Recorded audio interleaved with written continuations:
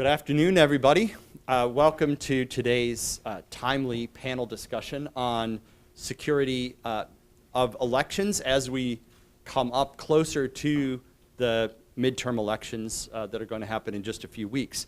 My name's Ed Felton. I'm the director of the Center for Information Technology Policy here at Princeton, and we have an outstanding panel.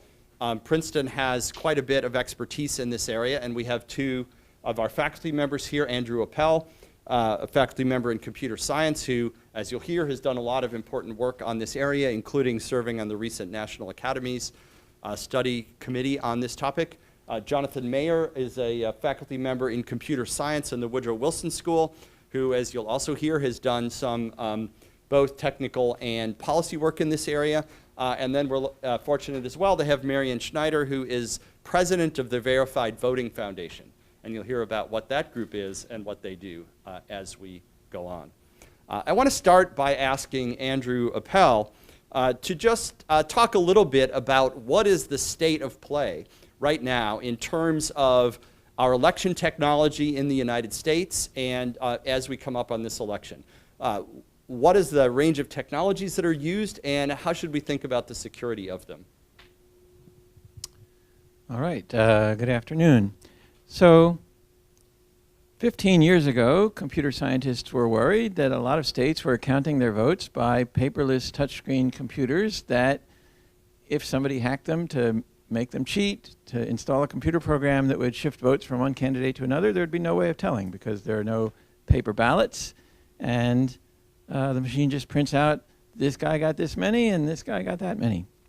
And so what the technologists recommended is that voters should vote on optical scan paper ballots that you fill in the bubbles. You feed them through an optical scan voting machine in the precinct. That counts the votes and drops the paper ballots into a ballot box. That machine can be hacked too. It can cheat. It can steal votes and give one candidate's votes to another. But you have the paper ballots that the voters actually marked in the sealed ballot box available for a recount. Now, since that time, when maybe half the states were using these untrustworthy touchscreen voting machines, that if they were cheating there was no way to tell and no way to recover the true vote count, we're now in a much better situation with respect to the technology itself in the voting booth. 45 states vote with basically paper ballots. More specifically, about 42 states vote with paper ballots optically scanned. 2 or 3 states vote with a touchscreen machine that prints out a voter verifiable record of the vote. And that would be good if we thought the voters actually looked at that, which we don't, but at least it's there. At least that's a little bit better than a paperless touchscreen machine. And there are 5 states that are really backward that still use paperless touchscreen direct recording electronic voting machines, and those are, Louisiana, South Carolina, Pennsylvania, Delaware, and New Jersey. So here we are. So that's good. 45 states are using voting machines with a paper ballot that you could recount, and even if the machines were hacked to make them cheat, you could detect that by the recount and correct it by inspecting the ballots. The problem is that recounts are expensive and time-consuming. So what computer scientists also recommended more than 15 years ago is that you should do an audit by taking a random sample of those ballots and inspecting them with human eyes. The methods, the statistical methods for doing those audits have improved a lot in the last 15 years, so there are now more efficient methods. And the bad news is that most states don't do those audits. That more than half the states don't have any audit requirement at all. Many states have audit requirements that are either inadequate or not actually done, and only, I think, 2 or 3 states at best do what I would consider effective random audits. So on the one hand, we're in a much better situation than we were 10 or 15 years ago, that 45 states are using paper ballots because, in effect, they listened to the advice of the technologists. But having the paper ballots doesn't do much good if you never look at them. And so the next direction in which we need to make progress in this country is to institute efficient risk-limiting audits, to randomly sample those paper ballots, detect whether there's evidence that the machines were hacked, and if so, correct it by a full recount by human inspection of the human-readable portions of the paper ballots that the voters actually marked. Great, thanks. I want to turn to Jonathan now. So Andrew has laid out the basics of sort of where we are in terms of the voting booth and vote counting technology. Jonathan, when you've worked a bunch on the policy side of this and the legal side, including during your time as a staffer in the Senate. So what's going on legislatively, and why has there not been legislation, federal legislation, to address this? So let me start with what the government might try to do in closing the gap between what we know are best practices and what states currently do. Then I want to touch on what tools are available to the government in implementing that policy. And then get into the politics of why some of those tools may be more or less viable, and last, what we came up with. So by way of background, I covered the tech portfolio for Senator Kamala Harris, and one of my responsibilities in that role was working on election security. And we developed with Senator Lankford, a Republican from Oklahoma, a bill called the Secure Elections Act. So I'll kind of work my way up to that bill. So in terms of policy goals, you want states to have paper records of each voter's vote, a record that the voter inspects. You'd want to have that paper counted in a rigorous way, as Andrew described, these risk-limiting audits. And then you'd certainly also want to secure the technology infrastructure that's necessarily going to exist within any, with the administration of any election. Right, so election agencies are going to have some website for allowing registration. They're going to have some website for reporting results. They're going to have their own internal email system. And so in a certain sense, it was like the issue was similar to securing a small or mid-sized business, right? Getting them to adopt best practices for their internal infrastructure and their public-facing infrastructure. So those are the sort of policy goals that immediately came to mind. In terms of the tools available to the government, it's a bit of an unusual space, right? There's the federal government trying to get the states to act in certain ways. Our federalist system navigates that relationship in a variety of ways, depending on the subject matter. In this area, somewhat unusually, Congress actually can tell the states what to do. So under the Article I Elections Clause, Congress can regulate the time, place, and manner of federal elections. And it has in some instances. So for example, if you've ever registered to get a driver's license, gotten a ballot or gotten a form to sign up to vote, that's a federally required form. The state is required to provide you paperwork to sign up, at least for federal elections, when you register for a driver's license. Or if you've ever had a problem at the ballot box where you've gotten bounced and you have to file a provisional ballot, that's federal law. You are under federal law, the state is required to provide you with a provisional ballot to cast if they turn you away otherwise at the voting booth. So the federal government could step in, and there are some interesting constitutional questions of how far the government can go in cybersecurity regulation under the Elections Clause. There's also, of course, giving out money that could have strings attached to it or not. And last, there are forms of voluntary guidance. So the federal government can say, here are some things you should consider, but we're not going to make you do it. So those are the tools available to us. On the political front, there were several kind of key overlays here. One, of course, was Russian interference in the 2016 election, which we continue to learn more about as the Senate Intelligence Committee investigated. That made this a national security imperative. Another was the overlay of trying to improve election administration in general. Another was the strong federalist tradition of states are in the driver's seat on in administering elections, notwithstanding the Article I Elections Clause. And yet another important political overlay was there were a number of folks who wanted to make sure not to call into question the results of the 2016 election. And that led to a unusual lineup of stakeholders. So on one side, we certainly had computer scientists pushing for reforms, also advocacy groups, good governance groups, Some secretaries of state were very vocal about this. On the other hand, I think the primary counterweight was a large number of secretaries of state, and especially their association, the unfortunately named National Association of Secretaries of State, or NAS, which was strongly in favor of money for states to improve their practices, but not with strings attached. The election vendors also played a limited role in the debate, and a couple components of the federal government, which we maybe can get into later. So the bill that emerged was the Secure Elections Act, tried to improve information sharing, provide voluntary guidance, and provide money attached to implementing that voluntary guidance.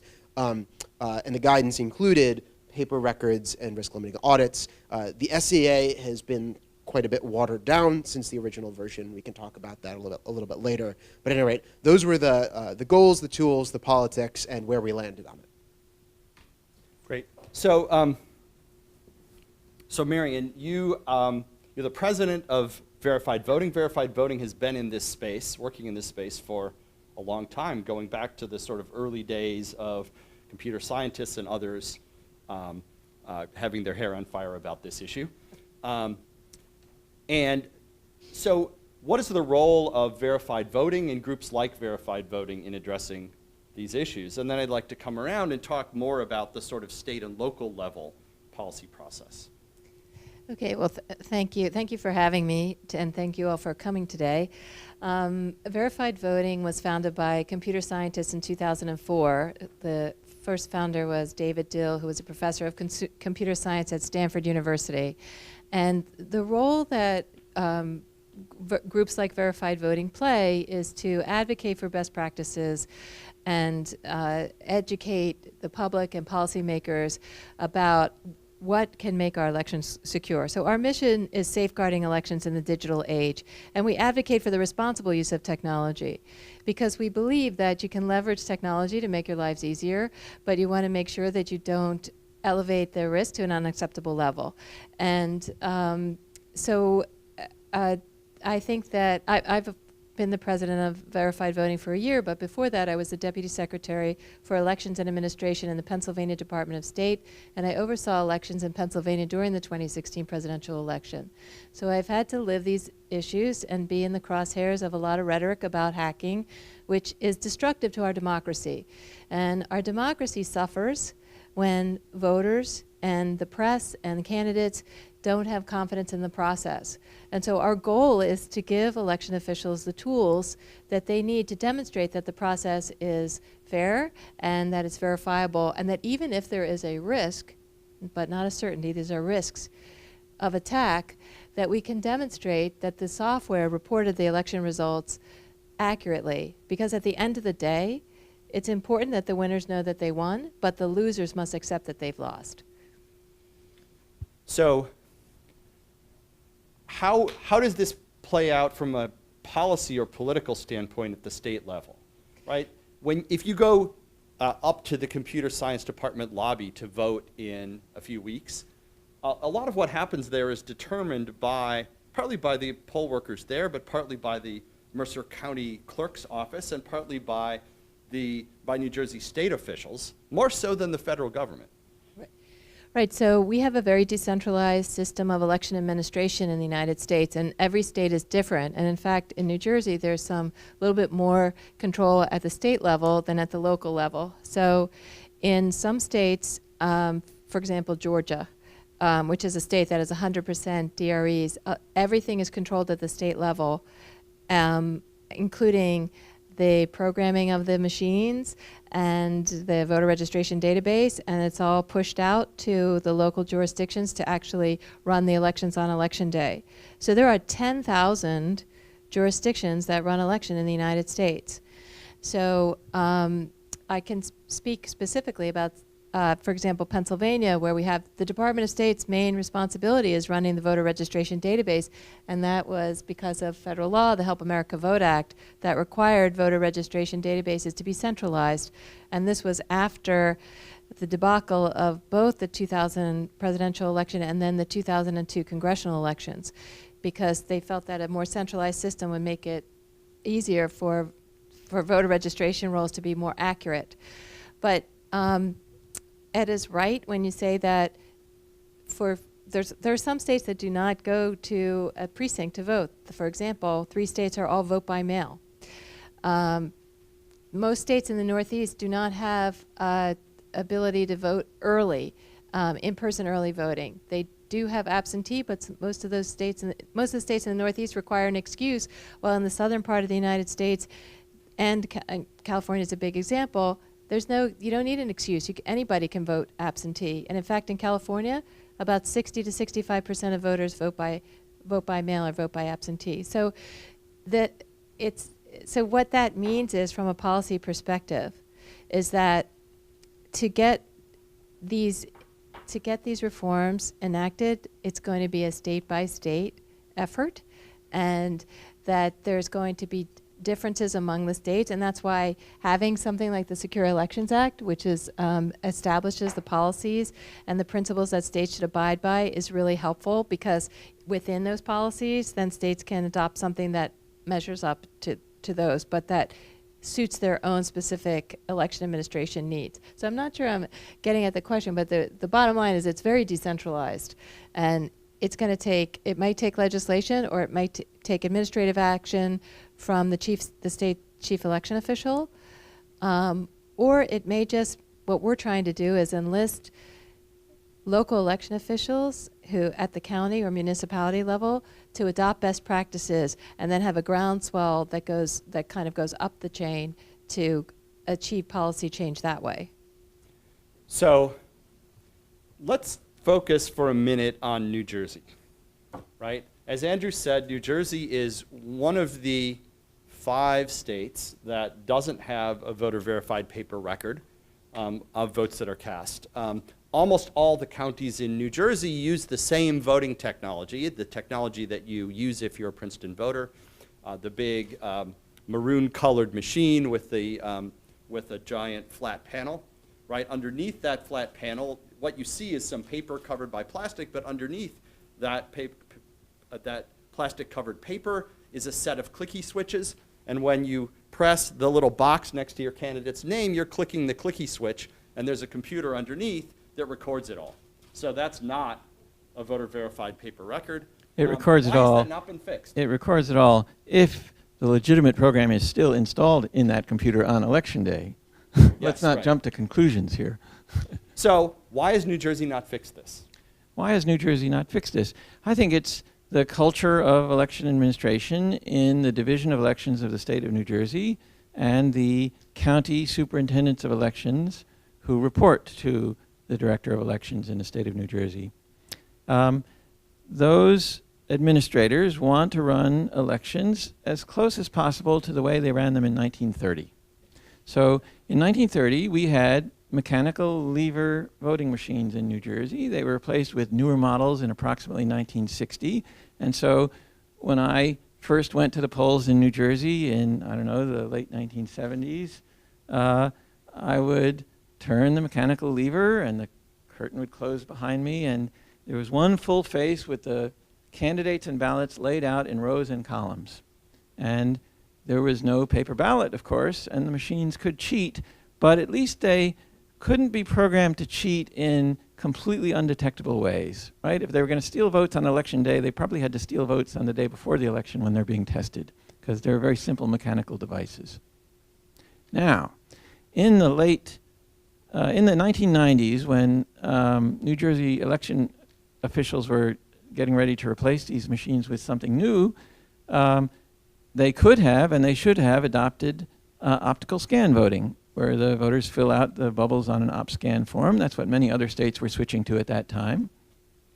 But they wanted something that looked and felt as much as possible like the same lever machines that were installed in 1960 that replaced the ones that were installed in 1930.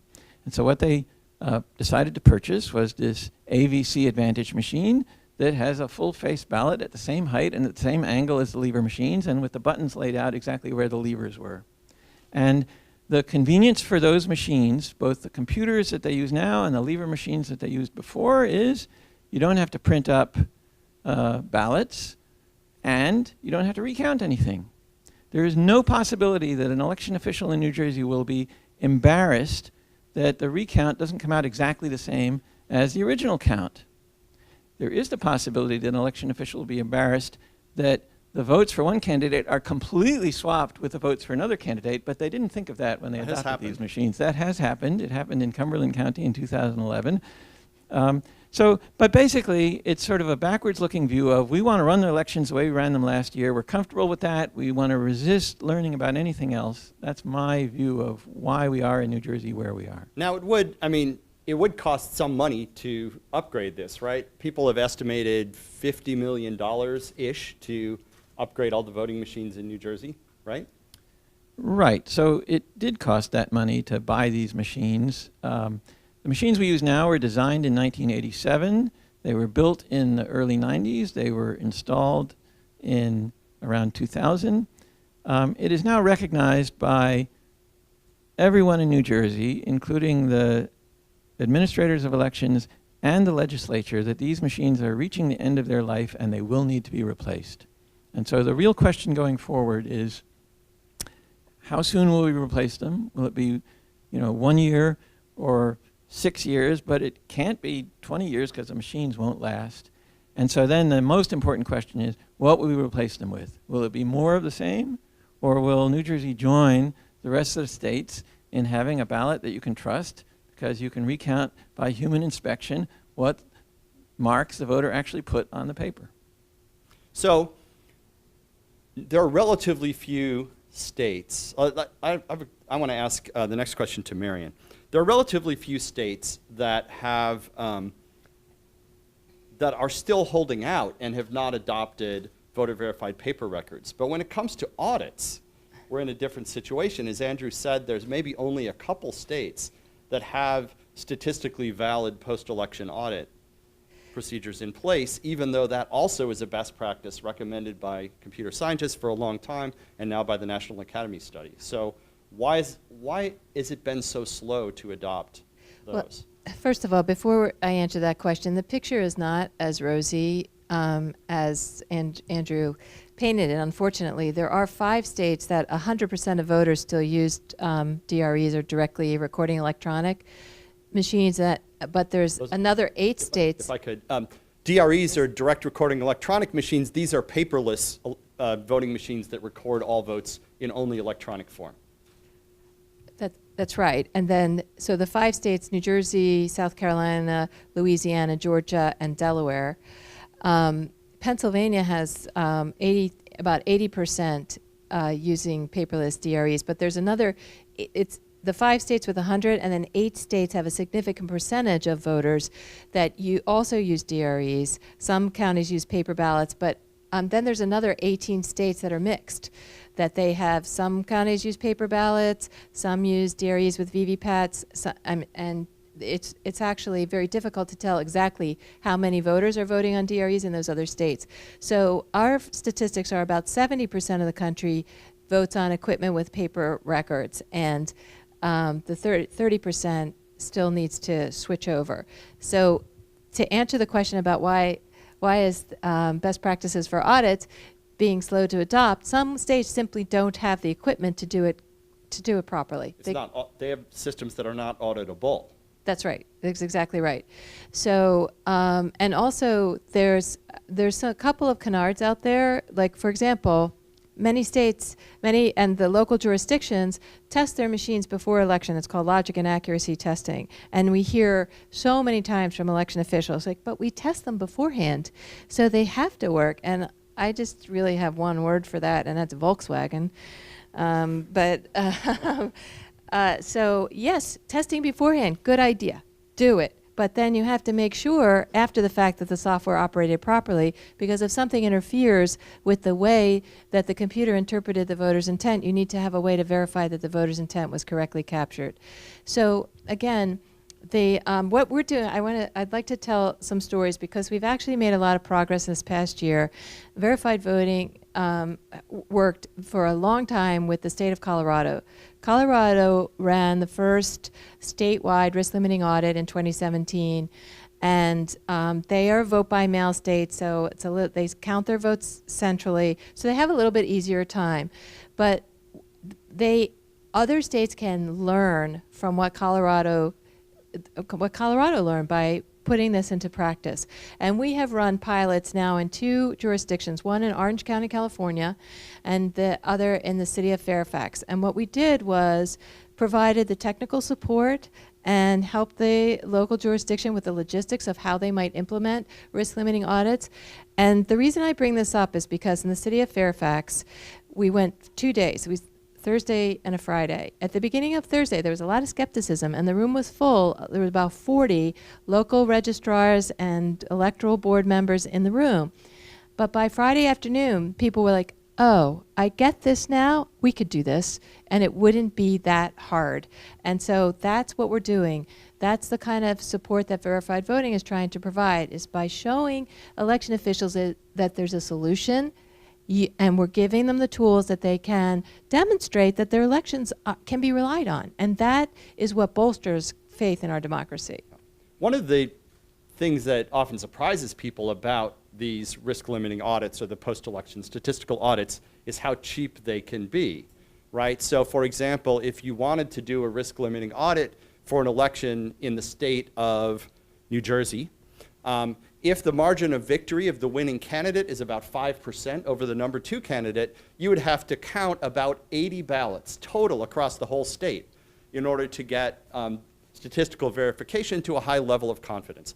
80 ballots hand inspected across the whole state of New Jersey is very cheap.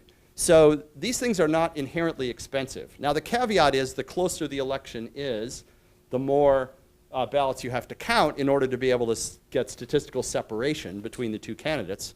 But of course, in most places, if the election is very close, then there's a statutory requirement to recount all ballots by hand.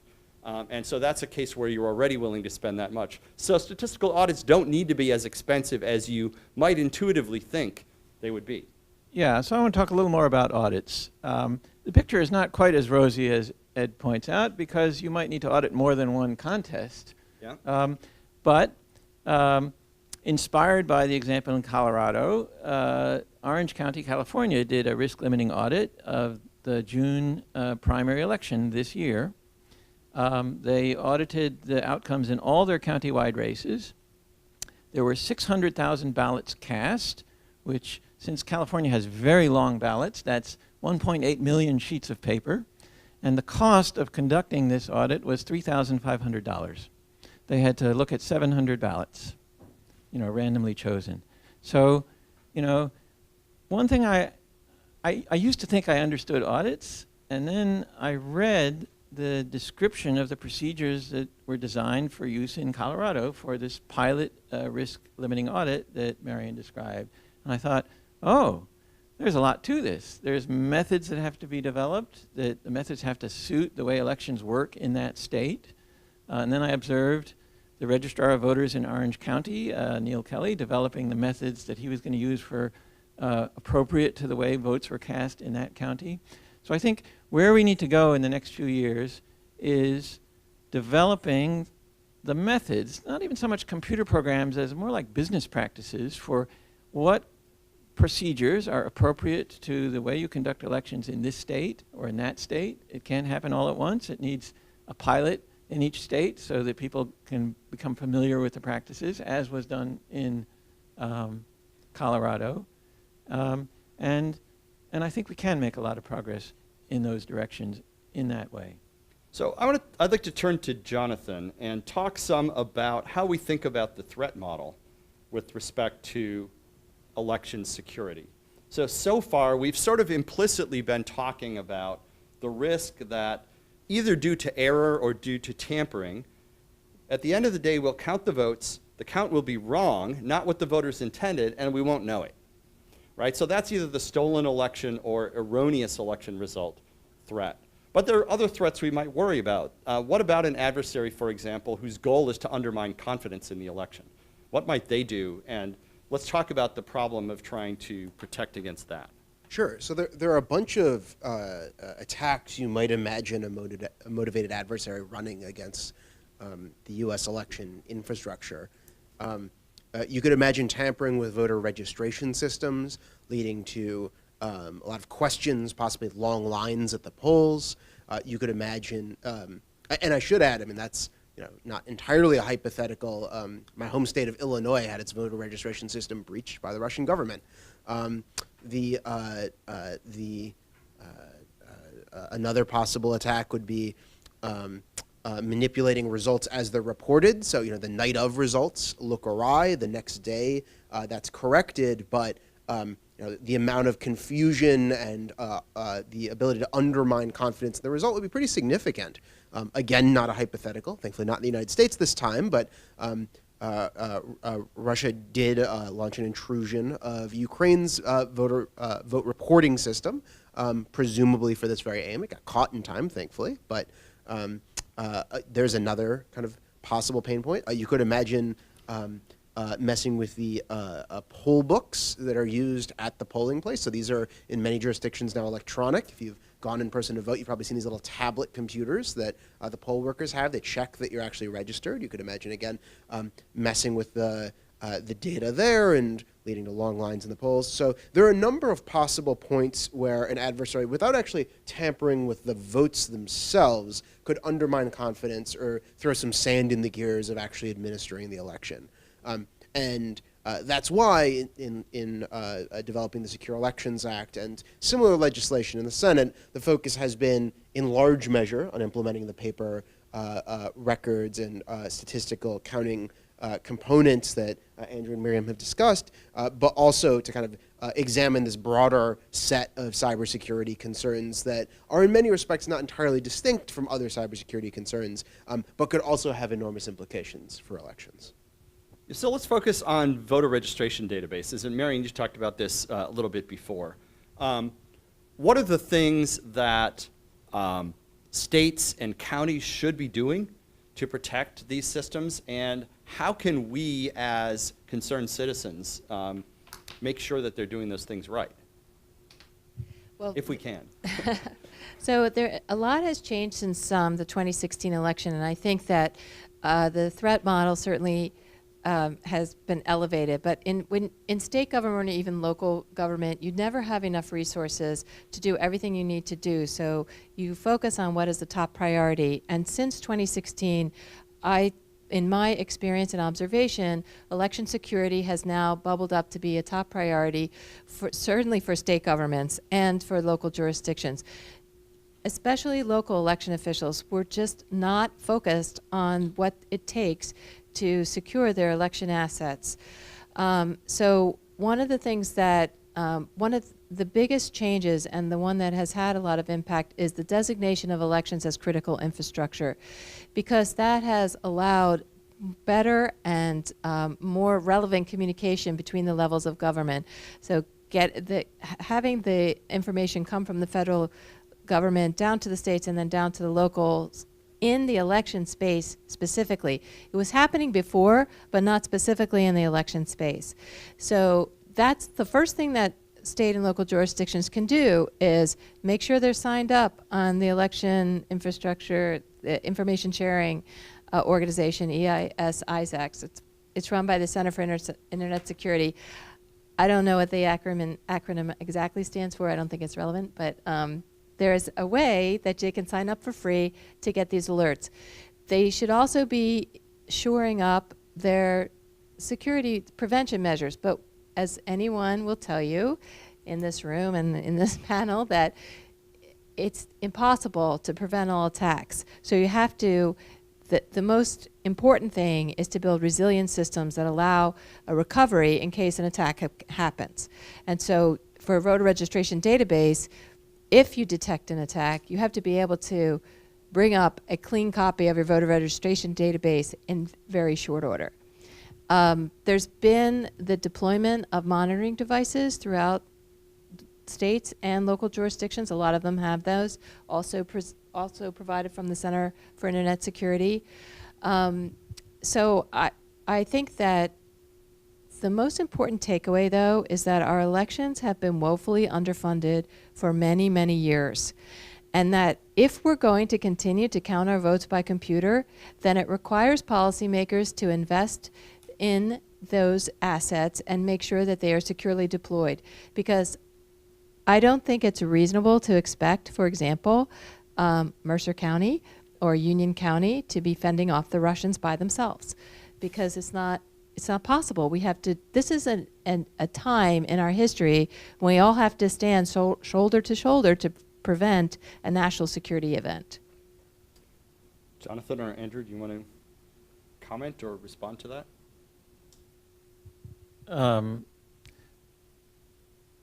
The idea that state and local election officials can avail themselves of sort of free consulting advice from experts, mostly at the Department for Homeland Security, is sort of new since the 2016 election.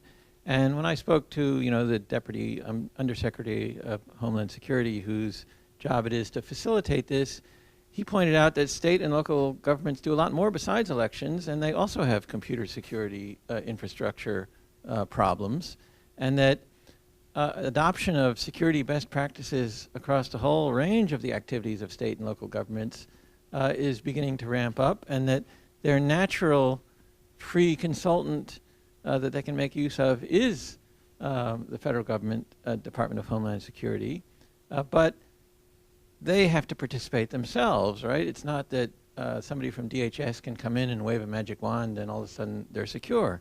So part of what's happening is that the focus on cybersecurity and elections is beginning to wake up state and local officials all across state governments to the need to adopt best practices and to understand where they can get good advice about this.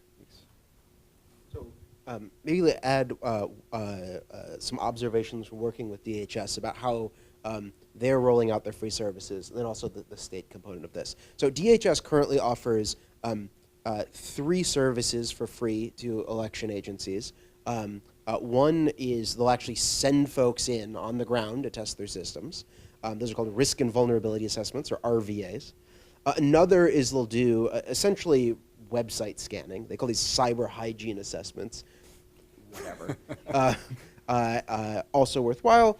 And then last, they will enable network level monitoring. The technical details are somewhat unusual, but network level monitoring for known malicious activity signatures under a program called Albert. The federal program is called Einstein, so the state program is called Albert. Again, go figure. So that's what DHS is offering. States are availing themselves of it. It's great.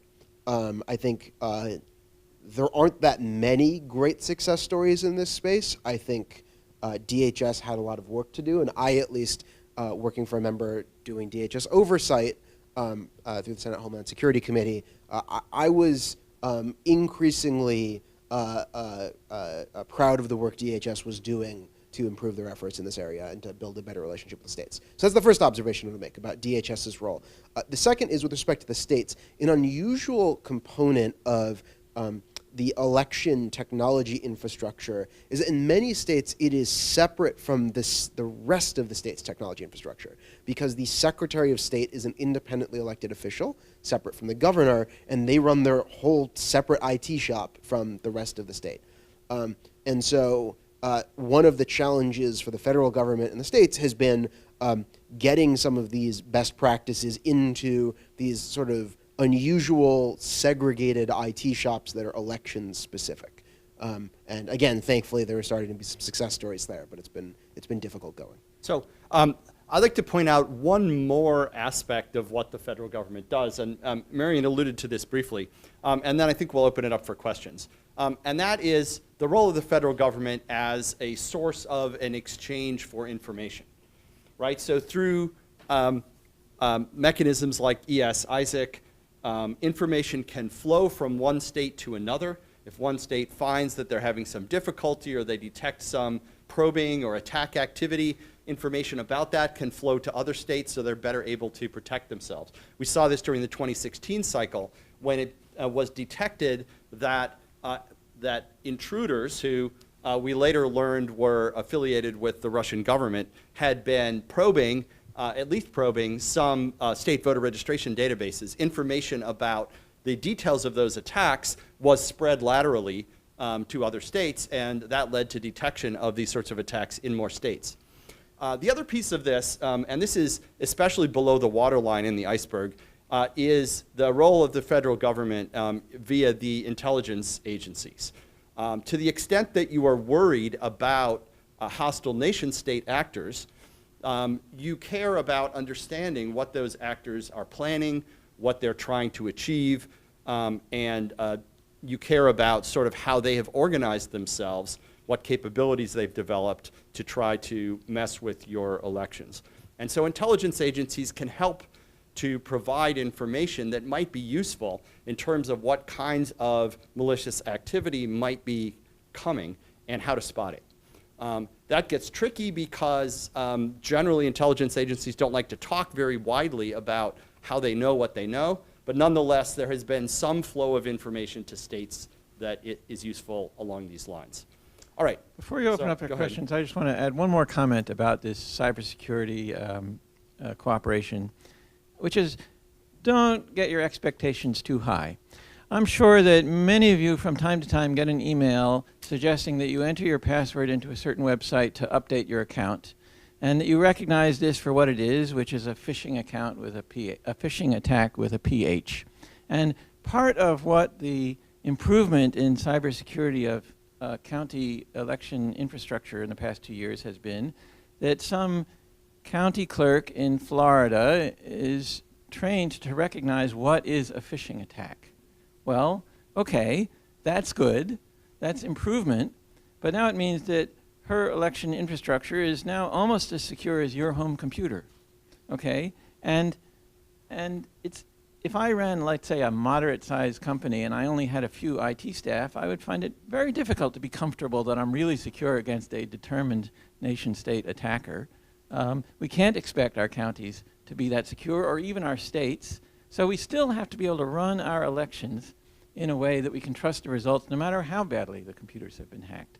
And that's the purpose that the paper ballots and the risk-limiting audits serve. Great. Okay. So, Jeremy. And I'll repeat the questions so that they get onto the video. You've talked a lot about election security, and as a computer scientist, I of course see the need to secure the machines that record the votes, even thinking at the long-term horizon.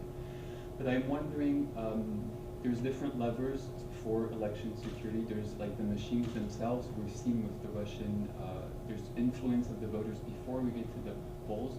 And then there's also who gets, once they're at the polls, who gets to vote, who's on the registration rolls.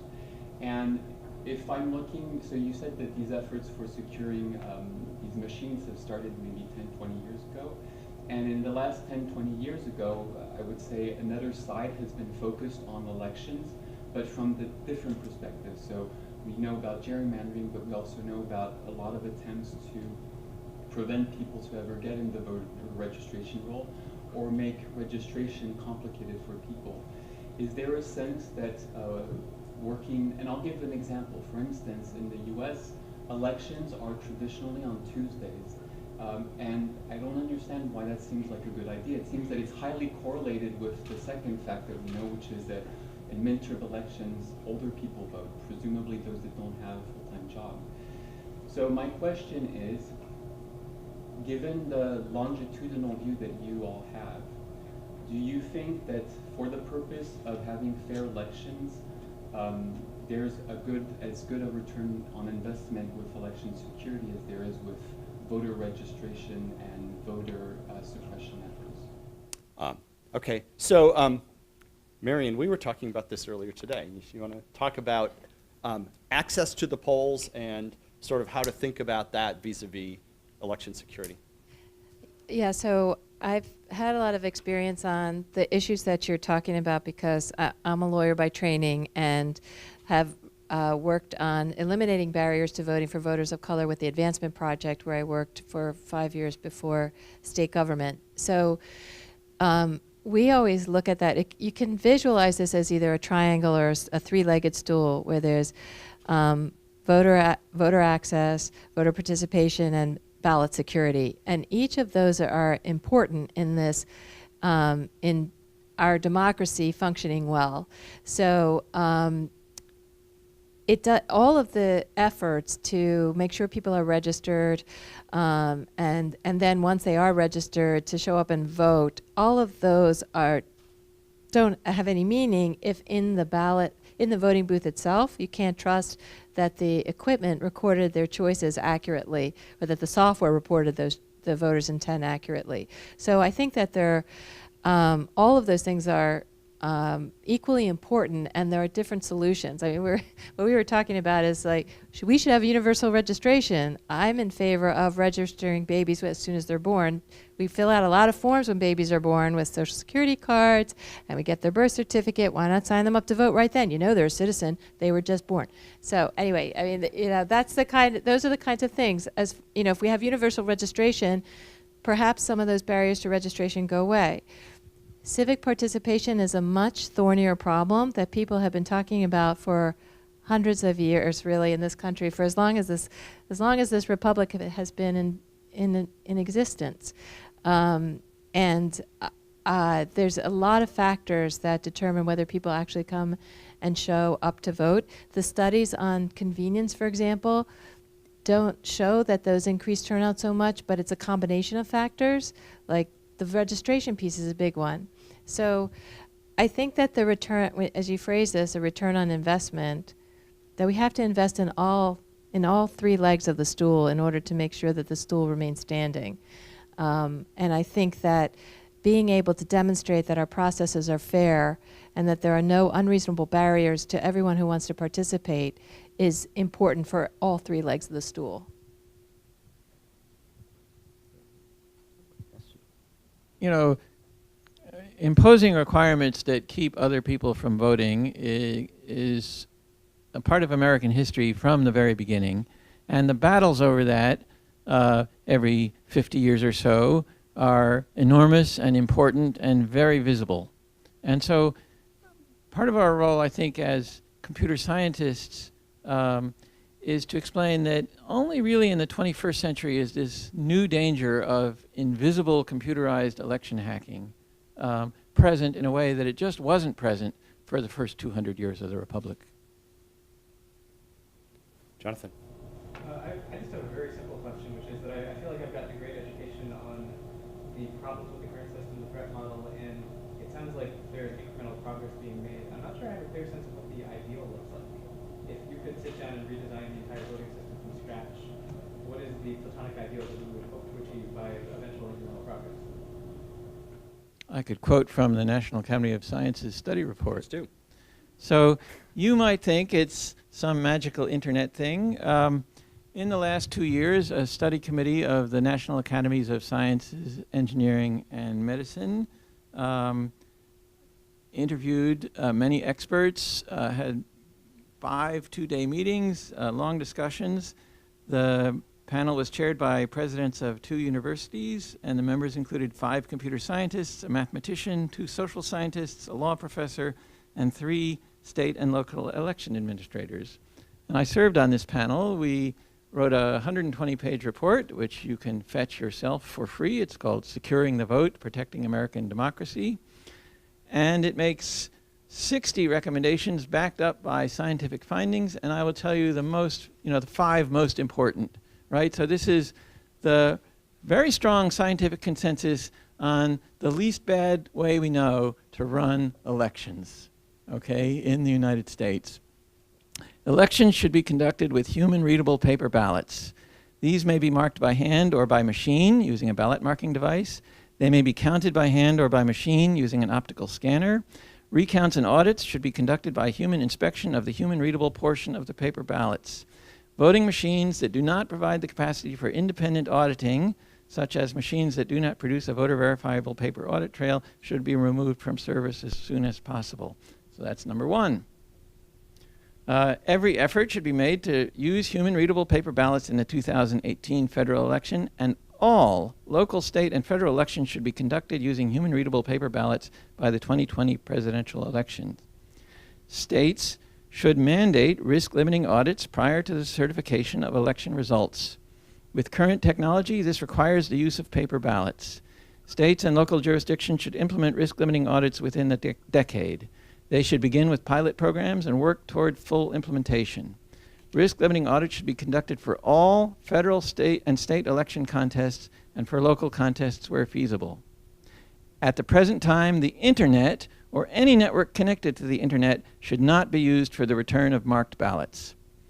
Internet voting should not be used in the future until and unless very robust guarantees of security and verifiability are developed and in place, as no known technology guarantees the security, and verifiability of a marked ballot transmitted over the internet. And then we make recommendations regarding voter registration systems to routinely assess their security, to adopt best practices, to avail themselves of the assistance of the federal government. So those are the top 5 of our 60 recommendations. Is there any place in the U.S. that gets pretty close to that? There are many states that vote on hand-marked optical scan ballots counted by machine. I would say the state of Colorado probably gets closest to that in having risk-limiting audits piloted mostly statewide in the last election, and I assume it will be fully statewide in this election. There are a couple of states close behind. I think Rhode Island, maybe New Mexico. I think California is getting there sooner rather than later. Could we do this in New Jersey by Washington 2020? State. Could we? In New Jersey, we could do this. We could have optical scan voting machines statewide. They don't need to be invented. They just need to be purchased. Okay? And we don't need to learn how to use them because 45 other states know how to use them. And we could have by 2020 pilots of risk-limiting audits of those machines. I might have missed this, but do we have any way of knowing there is concern, like to what degree the election results have not represented the votes cast, say, over the last 20 years? So there is concern that there's a problem. How big is the problem as it relates to outcomes of our elections? The beautiful thing about hacking a touchscreen voting machine is that it's undetectable. So there's not really a basis for gathering that evidence. Once in a while, you have a situation like occurred in Cumberland County, New Jersey in 2011, where there was an election for, in a rural, sparsely populated county, an election for committee member of the Democratic Committee of that county, which was conducted for 42 voters on a single voting machine. And the machine swapped the votes for one candidate with the votes for another candidate. And the losing the apparently losing candidate, who knew that she had 30 voters out of those 42, was able to get affidavits from all 30 of those voters. And then it went to court, and the technology was investigated, and it was discovered that it really was true that the votes were swapped. So the problem is, in most of our elections, we can't get affidavits from all the voters. There's no external way of measuring. Well, in states with optical scan, you can do statistical audits, and you could measure whether the voting machines are doing the right thing, but there's so few states that do such statistical audits. So I just want to point out that these are risks. Just because there is a risk doesn't mean that the risk is going to be actualized. And there are processes, and we try to advocate for best practices that reduce the risk as close to zero as possible. But recognizing we can't get it there is why you need the recovery method of having the paper ballot. But I don't think that we need to engage in calling into question election outcomes over the past 2 decades, because I think that most likely they're okay. We can't tell, but we have election officials who try to run smooth elections. We have policies in place to reduce the risk, but it's better if we have the tools and the evidence to demonstrate that the electoral processes are accurate. That would be better than what we have today in the United States. So the way I like to explain this issue to members when I was working on the Hill was you can almost influence how it's perceived by tone. There's a big difference between saying we have no evidence election machines were compromised and we have no evidence election machines were compromised. And so I completely agree that it is not constructive to focus on past elections, and I think that is an appropriate thing going forward. There is no affirmative evidence that that machines have been compromised. I'm going to go with the first tone. But at the same time, that's an uncomfortable landscape to be in, and one we don't have to be in. Right. I mean, I think it's pretty clear with respect to the 2016 election, the national election, that the reason that there was not tampering with the vote counting process is not that it was well protected. It was that the actors that had the capability to manipulate those results and who might have wanted to chose not to. And that is just not the basis on which we want to protect our elections going I would forward. put it actually a different way from that. My reading of the intelligence assessments that have been made public about the 2016 Russian hacking of the U.S. election was that the hackers employed by the Russian government, it occurred to them only in about August that it would be a good idea for them to hack into the U.S. election infrastructure. And with only 3 months of preparation, there's only so far you can get. You can port scan voter registration websites, but to put together a really good hack takes more than 3 months. And they decided to do it, and by 3 months, they'd actually hacked into a private company that sells voter registration services to state governments. Well, by now, they've had more than 3 months. In 2 years, you could prepare something better. Right. Yes, Maya. So you talked about sort of the advantage of the paper ballot being that it facilitates these easy recounts, but the question of when to have recounts has historically been an issue in elections in the past. Is there a standardized mechanism for when to have a recount in case there is a concern of security violation, or is that part of your work? The principle of a risk-limiting audit, there are various different methods for doing risk-limiting audits. I'll describe one that's called a ballot polling audit, is that you have a certain formula that based on how many votes were cast in the election and what was the margin of victory, you randomly pick a certain number of ballots to add up. And if those ballots add up showing the same winner that the voting machines claimed, then you stop. And if they show that the other candidate won, that requires a full recount of the paper ballots. Sometimes you ramp up in stages. But there's a clear criterion based on the statistics of the risk-limiting audit, and any reasonable risk-limiting audit statute that a state might adopt must call for the full recount in those cases. There's no point in then let's go into court and argue about it. Sure. So there's an important distinction here between recounts and audits, right? A recount is what you do afterwards because you have reason to question whether the initial report was correct, whereas an audit is a thing you do every time. Because just like you do financial audits every time, and not only of a company every time, and not only when there is evidence that someone has been embezzling or something, right? It's a precaution. Number one, it helps you detect when there might have been a problem that you didn't suspect. And number two, audits actually are pretty useful in helping you understand how much sort of sloppy error there is along the sort of in the dark corners of your system, right? Any kind of counting or tabulation system, just like financial audits. Right? There are places where there's a few dollars different here or there, something maybe didn't get written down when it should have been. And an audit will help you understand how much of that there is. And in election processes, because they're complicated human processes involving a lot of bookkeeping, you know, there are little errors that show up. And when you recount, you find them. But it'd be nice to do an audit and be able to say, well, you know, we can put a tied upper bound on how much of that is going on. So that's a key thing, and that's a distinction that occurs in law, and that's one reason why having a law that calls for recounts under certain circumstances is not really a substitute for having a risk-limiting audit that is written in law to do every time.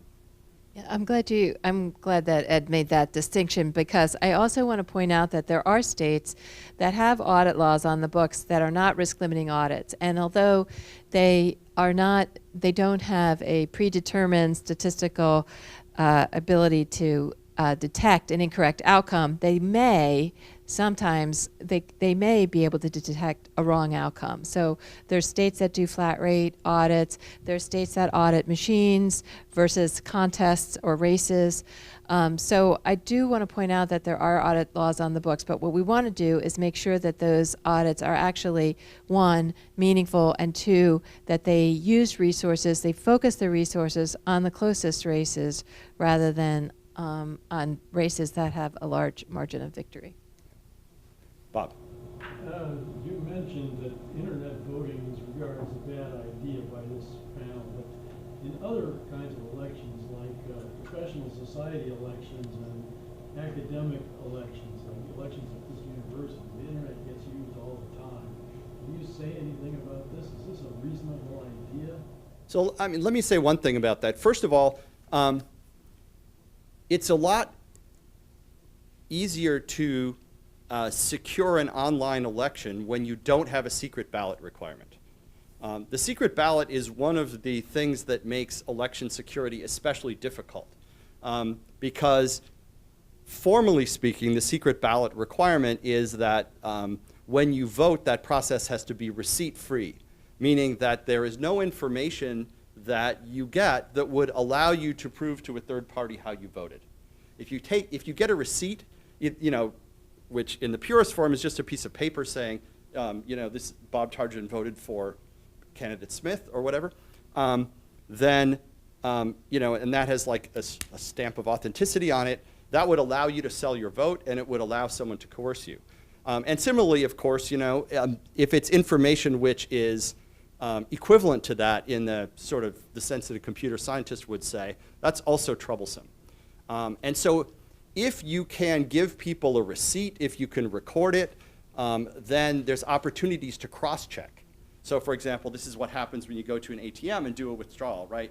They give you a paper receipt. There's another paper receipt that's kept inside the machine. Those things link your identity to the transaction. There's a camera in there that takes your picture while you're doing it.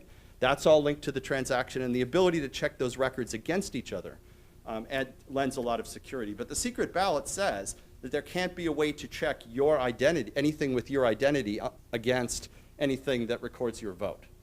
And it might be worth mentioning why we have the secret ballot. Well, I mean, I talked about the protection against coercion and vote buying. So in some settings where you're not so concerned about the secret ballot, then you can vote online in a secure way.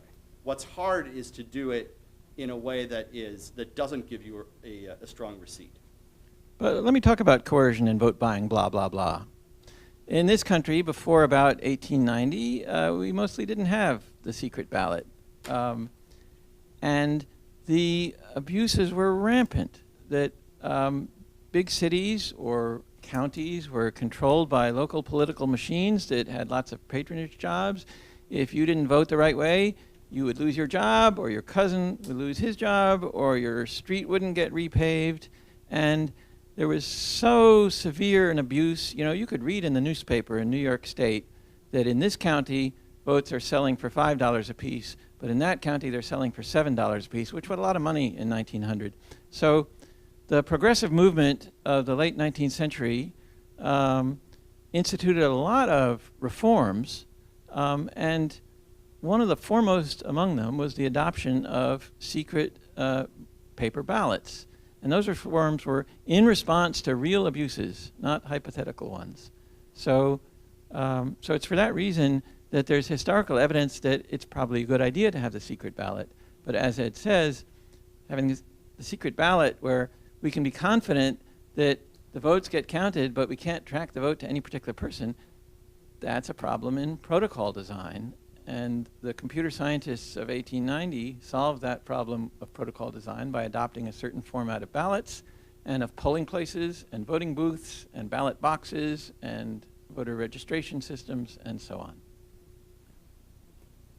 Right. So I guess we kind of touched on this here and there, but so there's one aspect that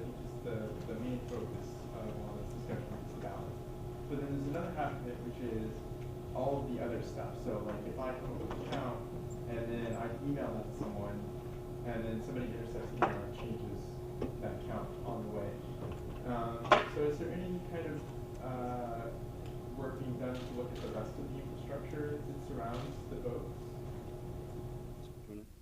Marion, you've been an election official. How do you make sure that the counts that are observed in the precinct are the same counts that get recorded? So that is part of, so there's a whole landscape of election assets, and the voter registration database is one, and what you're referring to is the election night reporting, which most states report on a website, and even local jurisdictions report on a website. So there are processes that jurisdictions have in place that are protective, so that now this is how it should happen, but the computers that aggregate the vote totals should not be connected to any network ever. And that for example, in Pennsylvania, the election night reporting software, it was physically walked over to the computer that was connected to the Department of State. And those are unofficial results, by the way, and they're not official until they're certified. And so that if something were to happen to them, they would still have the redundant records. They'd have paper records, ideally, but also redundant memory in voting devices themselves and on the computer that actually aggregates all of the devices in one place. But that is a perfect opportunity to sow disruption, because either there could be a denial of service attack on the website, the public-facing website, or there could be a hack that would alter the results and call into question the validity of those results. So you have to plan for that. You have to plan for those events and other threats that you can imagine in advance, and practice how you're going to deal with them so that you can fail over to a system that's safe and in a seamless way that nobody would notice. And that is something that election officials should do. Let me answer that question in a quite different way. Let me explain to you how you can do a citizen audit of that process in New Jersey in November. Although the individual ballot is secret, the results of how many votes each candidate got in each polling place, each precinct, is not secret. It's publicly reported as soon as the polls close to all the witnesses that are there in the polling place. And that includes the poll watchers, who are volunteers representing the political parties watching the polling place that day. And in New Jersey, any member of the public is allowed to show up at a polling location 2 minutes before the close of the polls to observe the process and see what votes are reported. And a well-organized candidate or political party will have volunteers in every single polling place to take a copy of those numbers and bring them back to the victory party.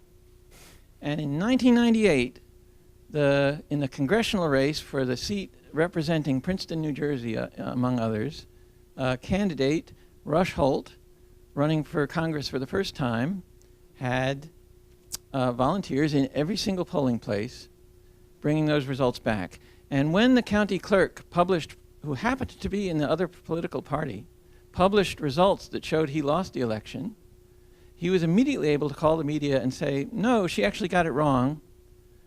My volunteers observed all of those numbers, and if you look at the pieces of paper, that were copied down from the lever voting machines, and add them up again, you'll see that that's the case. And indeed, he won the election because, in part, he was able to conduct a citizen audit of the process of aggregating the votes. So, by the way, if you're interested in this as a policy issue, actually going and watching polling place procedures, or better yet, being a poll worker, is a really useful thing to do.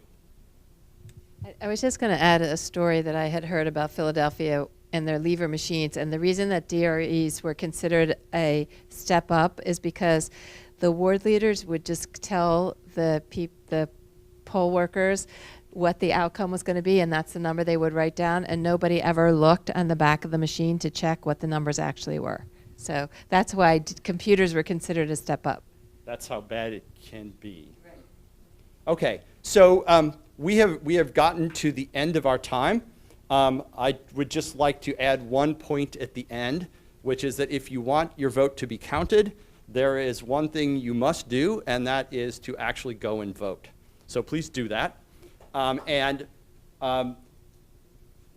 more point, there is a nice reception outside, a chance to talk to each other, to talk to the panelists, and enjoy the end of the day. So let's do that. But before we do that, let's thank the panelists.